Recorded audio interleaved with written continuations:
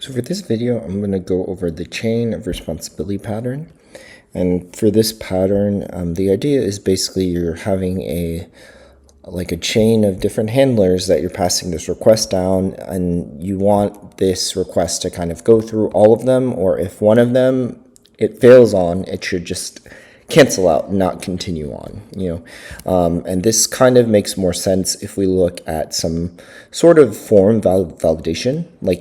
Maybe it starts off very simple, like the very first thing you want to do is just check to see if the field is empty, and then next thing comes in, you want to just check the email format, so you add another if statement, and then another thing comes in, and then you want to kind of check in the passwords, making sure there's uppercase, lowercase, and a digit.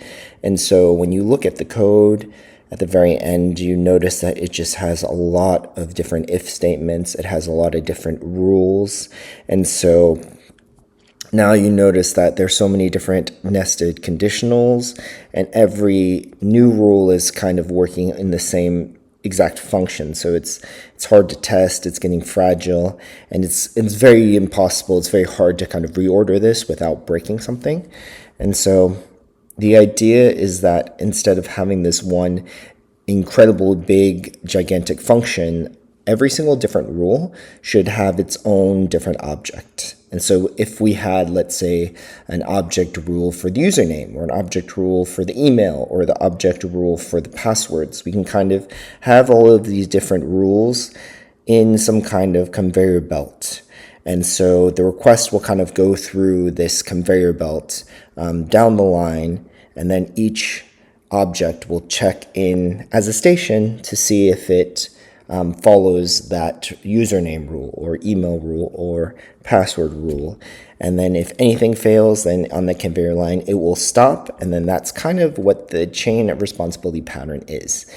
So the chain of responsibility is a behavioral design pattern. So the Gang of Four talks about avoiding coupling the sender of the request to its receiver by giving more than one object a chance to handle the request. We're training the receiving objects and pass the request along the chain until an object handles it. So just to make it a little bit more simple, you have a sequence of handlers. Each one decides whether to process the request and stop, or process it and pass it on, or skip it entirely and just pass it on. So the reader doesn't even know which handle will ultimately deal with the request. They're not sure. It just passes it to the head of the chain. So it's a behavioral category because it's all about how the responsibilities are distributed and how control flows between the objects at runtime. So we're going to just look at the code in the repo, the actual code in the repo, and we're going to kind of look at these four types of participants in this structure, in this code. So the first one that we're going to look at is the validation handler. And for this is kind of the contract, the interface that every single link in the chain must satisfy. And for this, we have two specific methods. The first one is the set next handler. This is kind of how you wire the chain, how you connect each handler to the next one, or the one downstream.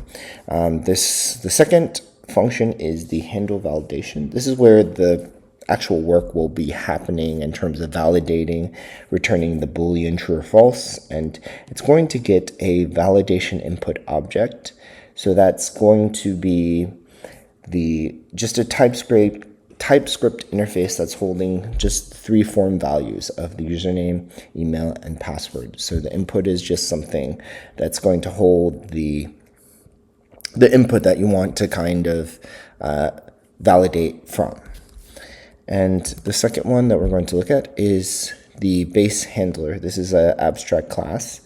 So this abstract class is going to implement what we had seen before, the validation handler, but it also is going to hold this next handler, which is going to be the next one in the chain. So from this base handler, we're going to inherit this kind of chain linking logic. So all that we need to do for this specific base handler implementation is that we only need to just define the handle validation. We're already going to be able to just pass in the set next handler and just keep connecting and keep creating that chain. So from here, we're going to look at now the specific actual implementation, the concrete implementation of these handlers. And so this repo specifically has 4 for this demo. The first one is the required field handler. For this one,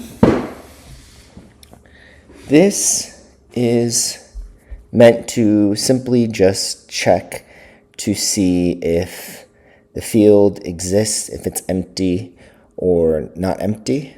This required field handler is meant to be used in the demo 3 times. It's going to check against the username.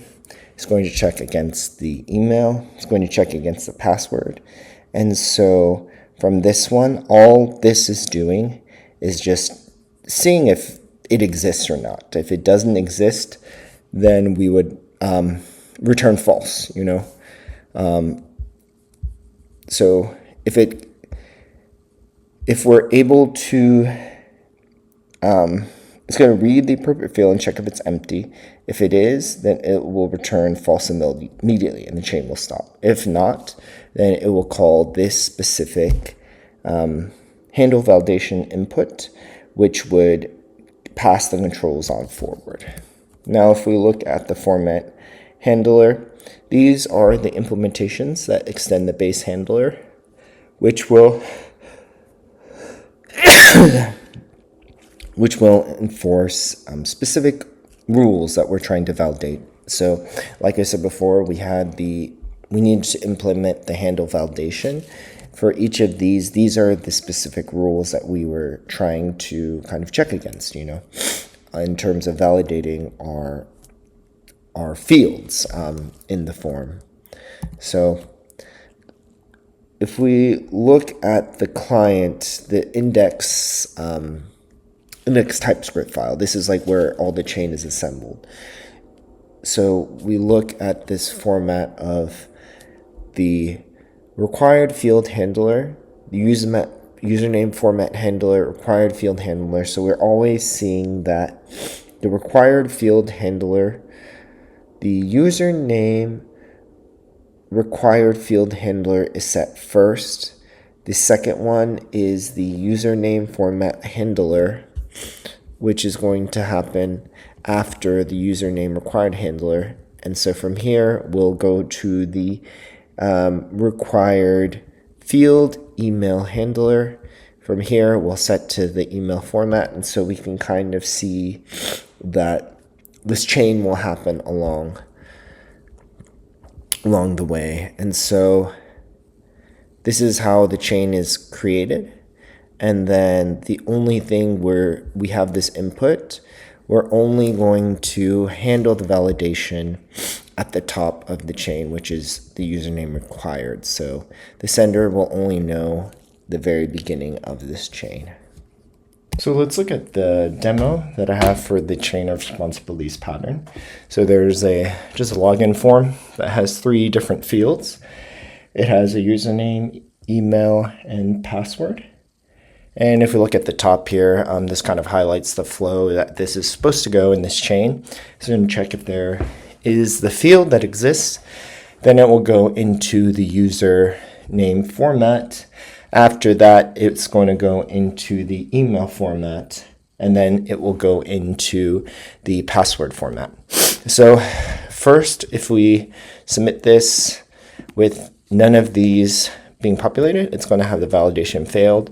And the reason why is, as we'll be looking at this chain, we're actually going to, of course, check to see if the field is populated. It actually fails on this one. The username doesn't exist in the required field handler.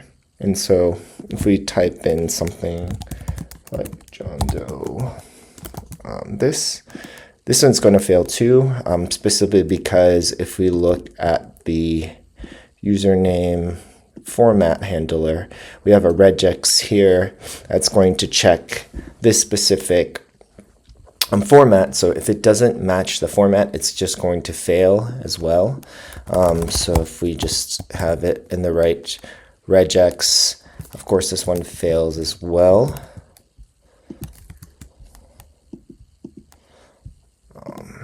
Going back to here. And the reason this one fails is because in here it's failing on the email required. We don't have an email here. So you can see that it's kind of going through this chain right here. It passes this one, goes to the email required.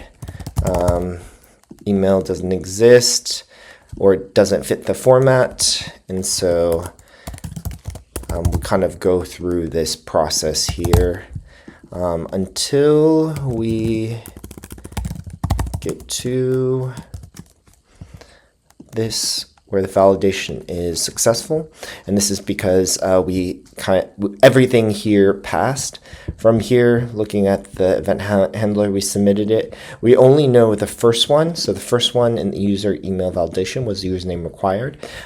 Getting passed in those input values. This one was the username, email, password from the form.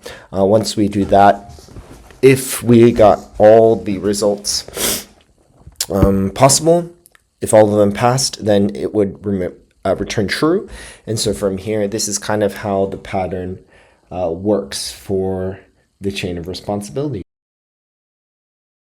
So this is just another overview of the demo. Just looking at the chain of responsibility. This is just more clearly going over the input state of the form here, the username, email, and password. So each time we would always go to the required field handler first, see if it's empty or not.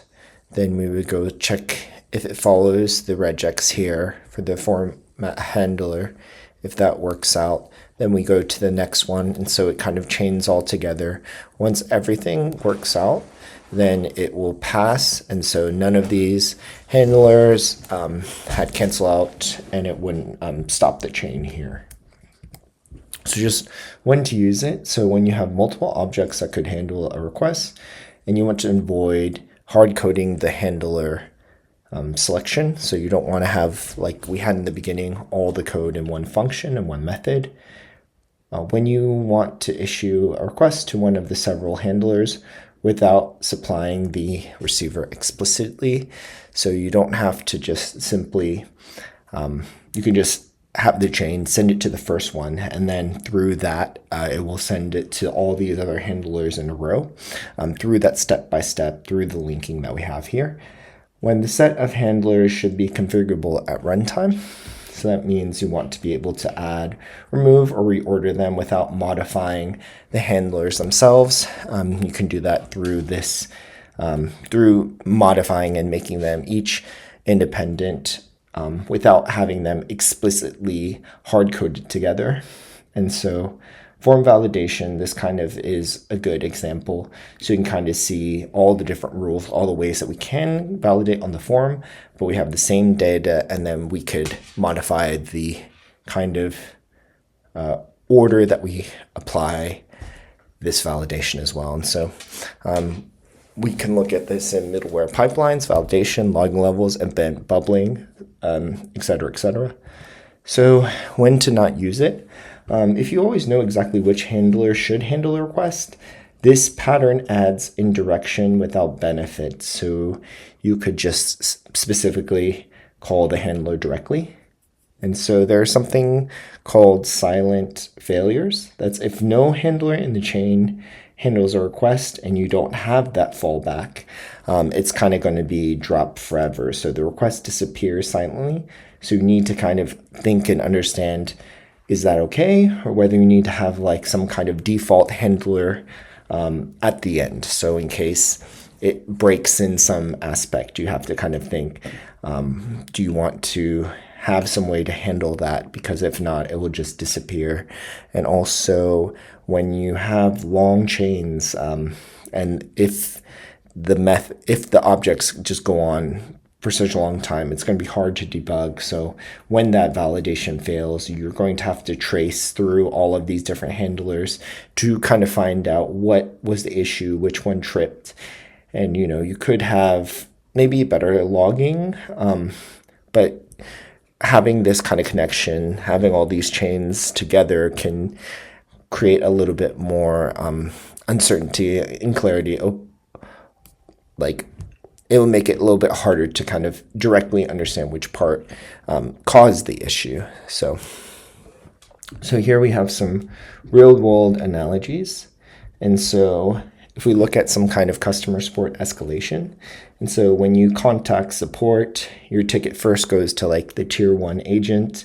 If they can resolve it, then it's fine. If not, it will get escalated to kind of the tier 2. If that team can't handle it, it'll go to engineering. So each level could be a handler.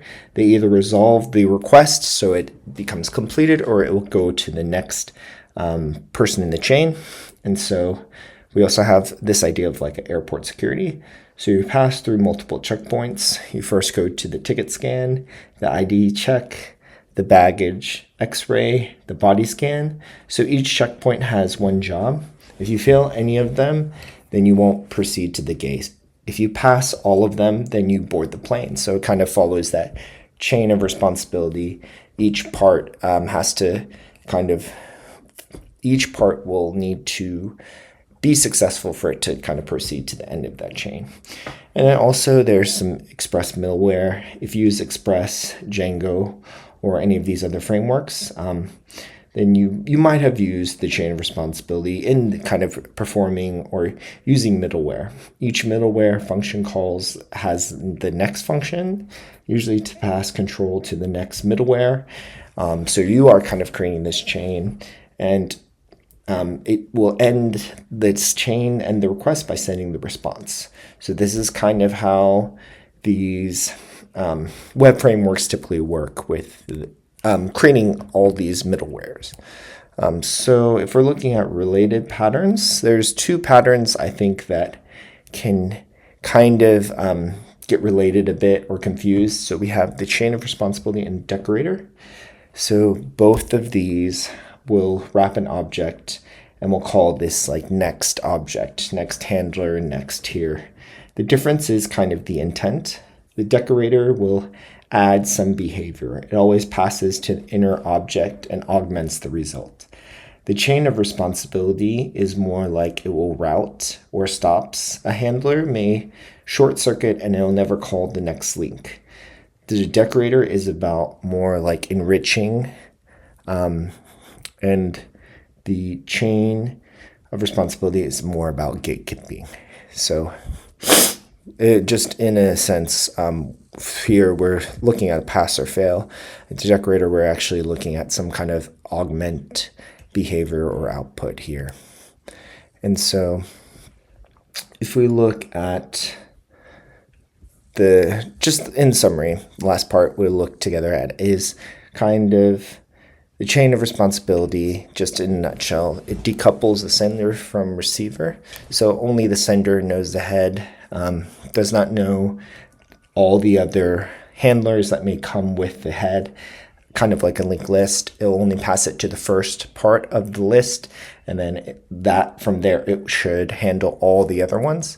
It will short circuit on failure. So if any of the handlers fail, it will just stop completely, or it kind of forwards to the next one. And all the chains are assembled in one place. So in this way, we can just kind of add, remove, or reorder handlers without touching the handler code. We just have these objects themselves. We can kind of rearrange, and they're all encapsulating their own logic. We can do it without any complication. We can add, remove, or reorder them just by the higher level objects themselves. So if you want to just look more into it, you can check out the full source code in the repo. And in the next video, I'm going to go over the command pattern, which is how you encapsulate actions as first class objects, and you can add the undo functionality to them. So if you find this useful or helpful, just please subscribe so you won't be able to miss it.